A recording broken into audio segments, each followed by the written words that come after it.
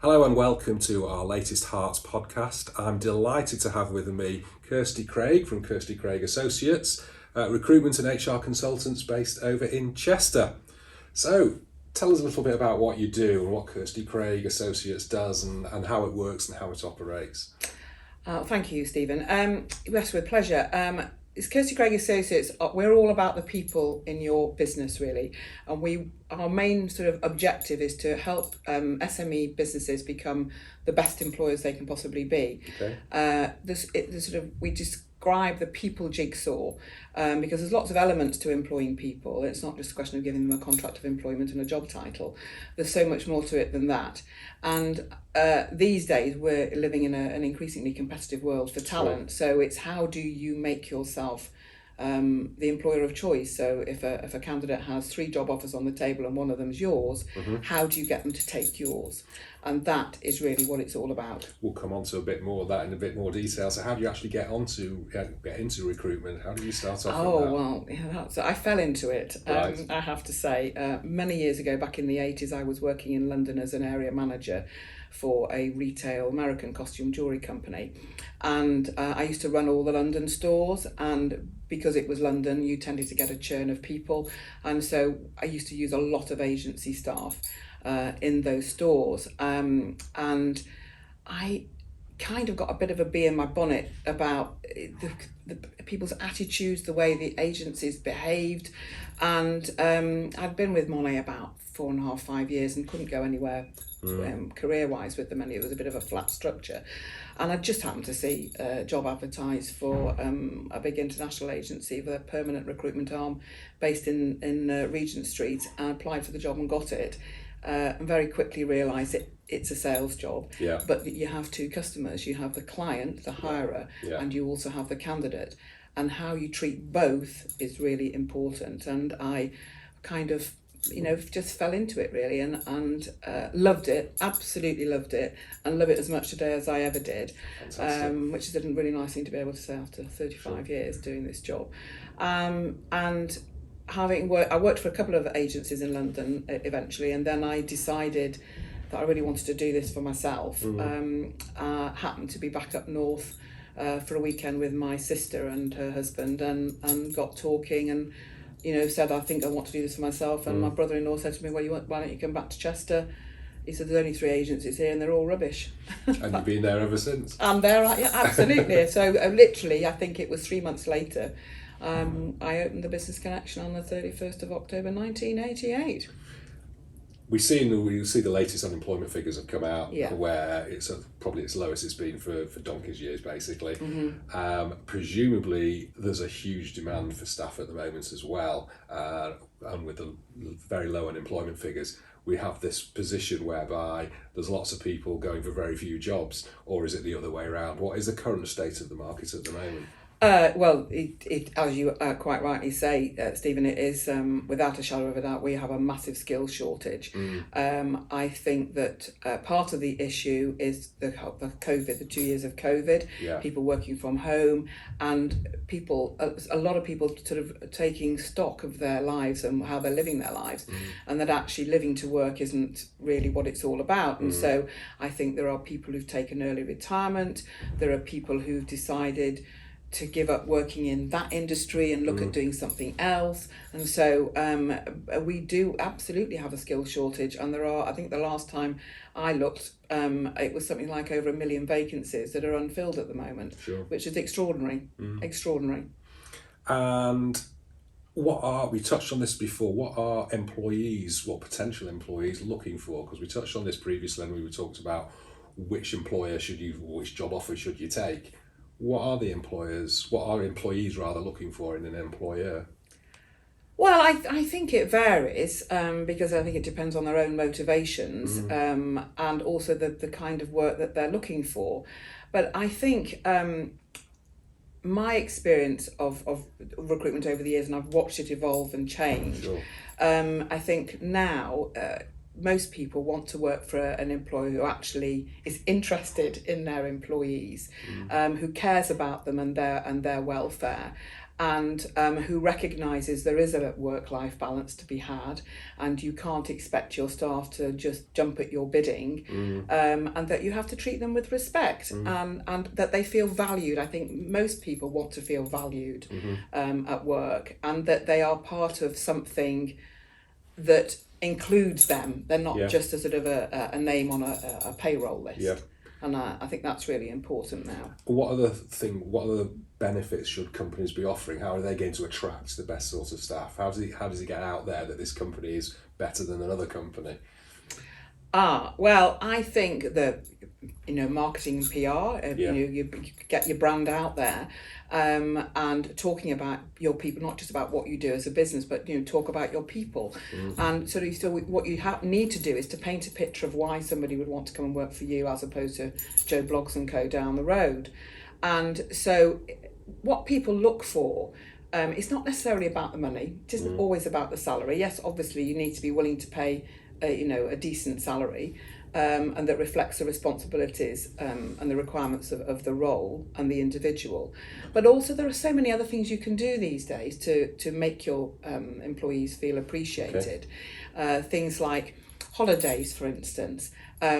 I'm quite surprised even now when I sort of go and talk to a new client for the first time, and I sort of will ask them what their holiday policy is, and I'm still quite shocked at how many of them say, oh, it's 20 days plus statutory, and I kind of, my eyes open, I think, what? And that's usually something that I will talk to them about, because that is not the norm now. It might have been, when I first started in recruitment all those years ago, but it certainly isn't now. What is the sort of norm now? The norm is now, I would say, 25 days a year plus statutory. What I advise companies to do, if they're not at that level, is to start giving additional day a year with service up to a maximum of, and because again, it gives people an incentive to stay. People like to have holidays and time off, particularly again, since working from home and not having to do the daily commute and etc. And that in itself is also, I think, quite important now. I have to say, professionally, I don't agree with this idea of everybody should be able to work from home full time. And not because I don't believe that people are working or not working rather, but it's not that. It's more about the fact that I think if you're working as part of a team, you can only build that team sort of environment if you're all working team together. Ethos and team exactly right. Experience, yes. Yeah, so I think that's really important. But having an open mind to people working from home 1 or 2 days a week if they're full time, I think is a very sensible way forward. We do it now. Yes, and I know we do it in Harts occasionally as well. Yeah, so and it works really well. Turning to the employee, is CV still the way forward? Because it seems to be the start of the process, because there seems to be so many other tests these days which employers put you through, psychometric tests or whatever it is. Is a good CV still the first port of call to try and get in?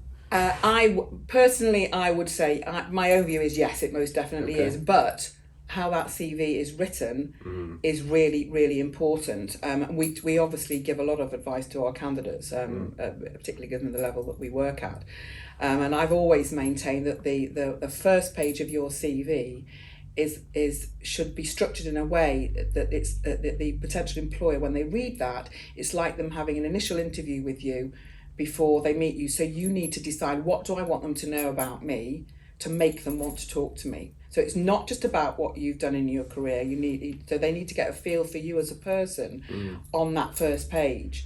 There are lots of professional CV writers out there. I've seen the results of a lot of them. Some are great, some are not so great. But that's, we do a little bit of advice and guidance on that, but we don't actually provide that service per se. But I think that the initial impression is what counts. Yes. I mean, we've also got a lot of video interviewing now coming in and things. Again, I can see the relevance of it in certain circumstances.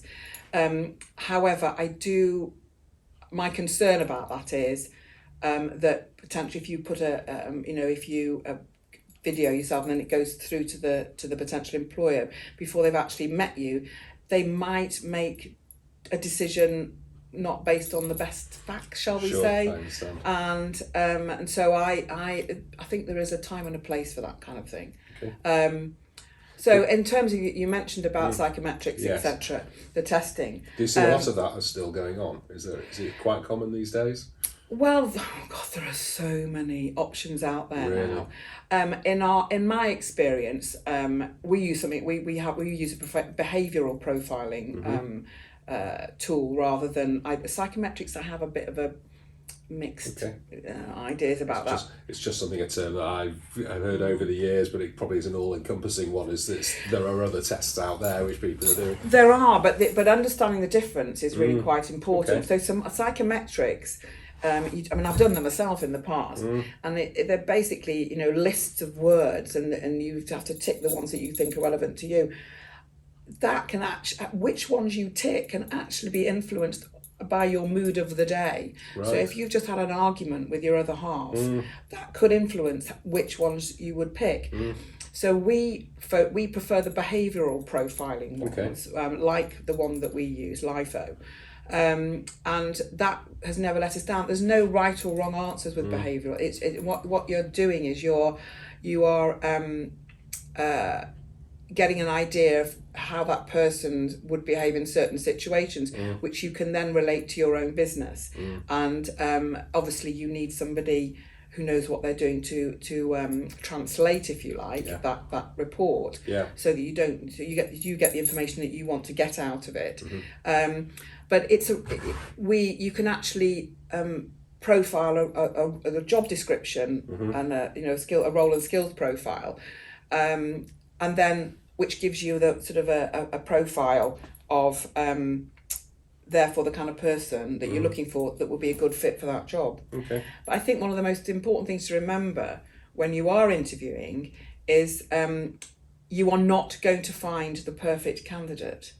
No matter how many recruiters tell you, I've got the perfect candidate, there's no such thing. Yeah. And you always have to compromise, and they have to compromise. They're never going to find the perfect employer either. And I think one of the most important things I've learnt over the years is that it is a two-way street. It is not all about you, Mr. Employer, and it's not all about you, Ms. or Mrs. whatever candidate, And so it's all, but it is all about the fit. You can train skills, you can train knowledge, you can't train attitude. That's a tough thing to find these days, somebody with the right attitude. I could talk about this for hours, it's probably, It's okay. And one of my pet hates is tattoos and not looking professional. You're going for a job and you turn up, you've got tattoos all over, you've got piercings or earrings or all sorts of stuff all over you. Does that affect your possible position? Me personally, no. Right. Because again, I've learned over the 35 years, what somebody looks like is actually irrelevant to how they perform in the job. Okay. I do understand how off-putting it can be when you are suddenly, here's this candidate come to be interviewed, and suddenly they sit down and you think, oh my goodness, because you weren't necessarily expecting it. You as a potential boy, you want the right person for the job. The fact that they might look like they look doesn't really matter, in my opinion. I do think, having said that it does depend on the kind of role that you're looking to fill. Yes. So if it's a customer facing role, then you may have a sort of an expectation that they would really need to tone it down a bit. And if they're not willing to do that, then maybe that's not going to work. So I think it depends on how you approach it, really. Okay. What are you seeing in the marketplace that the best companies are doing now? What sort of things are they doing that nobody else is doing? If you had to cherry pick what the best companies were offering their candidates, other than the extra holidays, what would it be? Well, I probably can only really speak from my experience of working with SMEs, and obviously they don't have huge budgets like the big corporates do. But there is a whole myriad of things that's being offered. It could be a day off for your birthday on top of your holidays. Little things like that. It could be they once every 3 months they all go out for supper, or they go out for, or they'll take them off to it could be a rugby game or whatever, something like that. Okay. An event like that, to get them, and that's quite, they could be, they do a team building, go off site and do team building. That's really good fun. I've done that in the past with my team at the Business Connection. It could be that having, not just doing the nest pension, it could be increasing their their contribution to the employees' pension fund, which is very, particularly in this day and age, I think that's becoming, people, and everybody has to have a pension now. So I think that can really make a difference in the longer term. What's a measure of success for you? How do you feel successful? How do I feel successful? Right. Well, you mentioned it in your introduction about we're recruitment in HR. Within the HR, we also do training. Yes. So for us, with the training side of things, that's when we get incredible feedback of how much people have enjoyed the training with us, the courses, how much they've got out of it, and the difference that it's made to them in their job going forward. Obviously with recruitment, it's not just a question of placing somebody in the role, it's actually seeing them 12 months down the line, how they're doing, how they're getting on, how they're fitting in. We as a company, we stay in touch with the candidates that we place. We don't just disappear the day they start. We stay in touch with both them and the client to see how they're fitting in on both, and it's both sides. Sometimes you can get a bit of a wobble, particularly with younger people in the first couple of months, because they suddenly go, well, have I made the right decision? And so you can actually help help them sort that out.